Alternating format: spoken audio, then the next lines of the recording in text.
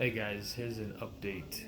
So I had the vasectomy done a year ago exactly, and so I've been reading posts and things that people have been saying about how they got theirs done and all the hematomas that they've had, and it's a rough gig.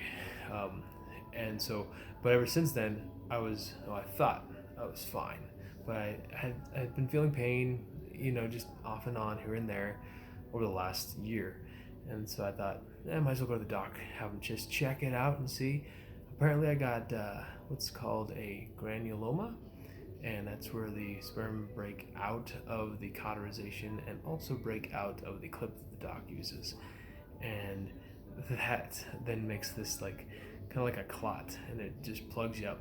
And so, and then it just kind of keeps growing and growing, and it's actually something measurable. Actually, the doc showed me pictures of what it looked like, and I was like, oh, that would explain why I'd been in some pain. And so, anyway, the only fix, really, besides either toughing it out, was to get a reversal, and that's of course where they cut the tubes and then bring them back together, stitch them up real nice, and then send you home. And so, welcome to the 2% of the 2%, I guess. So if you're watching this and you're thinking, oh man, I might get a reversal. It's not always just because you want to have more kids. Some people are done with kids and then they get a vasectomy, and then apparently if it goes bad or you have pain, so this is not to scare you off, but it's just if you do have that, there is a fix, and so the fix is that they reconnect. So I actually had that done, and that was ridiculously relieving.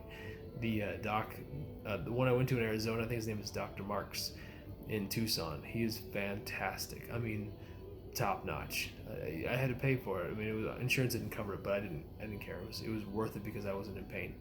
And so, it was like 2 weeks later. They say you can go ahead and resume normal activities as you would. And so I will tell you, there's one thing that they didn't tell me because they have kind of a whole pamphlet. Here's information, blah blah blah. When you have your first ejaculation, it does not. It's probably you're worried about it anyway, but when it actually happens, it feels like ice is going through those tubes, and so it can be considered slightly painful. For me, it just felt like cold, like really cold ice. I was like, oh my god, what is this? I think it's just because they hadn't been used in so long, and so that constriction or whatever, the sensation comes back and it starts to use that organ again.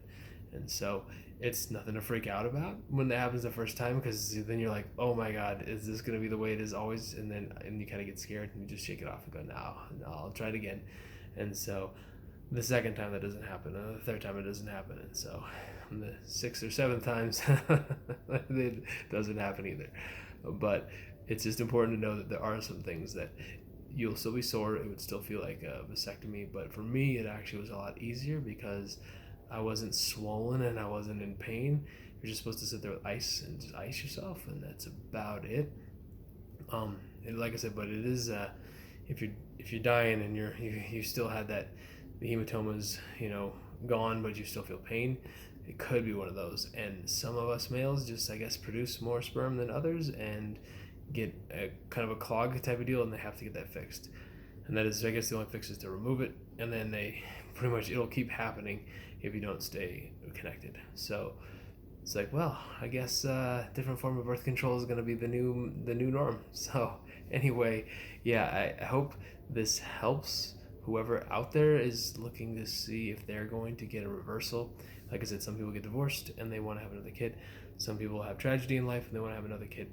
Or some people are in the same situation I am, that made the most sense. And so I don't regret it. It was actually amazing to have a year of not having to worry about pregnancy of any kind. So that would be anybody's hooray.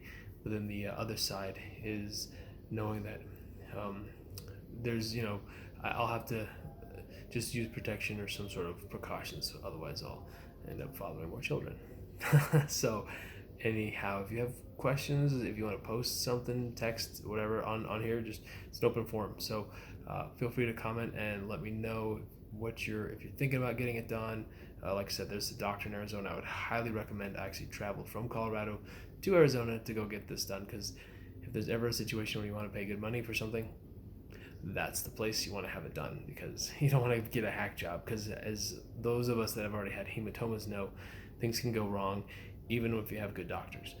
So my neighbor across the street had the same doctor do the same procedure on me like 3 weeks prior, and his turned out fine. He had no problems. He was out mowing his lawn in like 2 days, and I was hauled up in bed hurting like crazy. So like swollen and just, oh my God. So the hematoma was definitely something that none of my other friends that have gotten this done had experienced.